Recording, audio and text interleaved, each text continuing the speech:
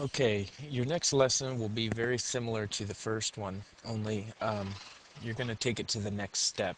Uh, it's going to be using auto keyframing, but instead of just a simple primitive object, you're going to use a biped. You're going to animate the biped, have it do some sort of athletic activity. Um, to do this, go to Create, and then go down to Systems and choose Biped. And then just click and drag and create your biped. And to bring it forward, hit Z, so that should bring it forward to all the viewports. And from here, we're going to use the same technique that we learned in the first lesson. Uh, you can grab a part like the hand and turn on your auto key, and you can move the hand, and then you move the timeline. For this one, you might need more than just 100. Go ahead and make your length 500 and try and use this whole amount of time for this project. And you can have it do, like I said, any kind of athletic activity. If you want to stick other objects in there, have it bounce a ball, or put a table in there and have two of them arm wrestling, you can do that. Just use the same technique so that we can continue going in the same direction. So see, from here to here, his arm goes out. If I go to 1, bring it back.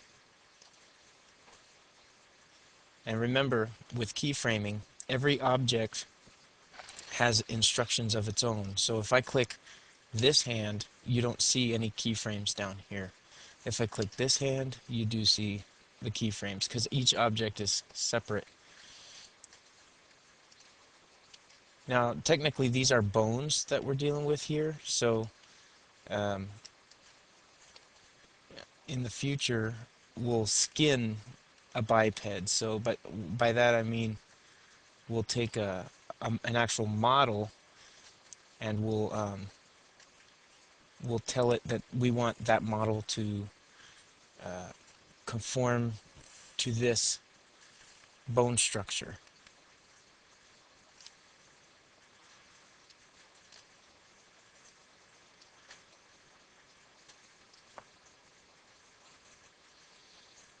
Maybe at 100 we start with the feet.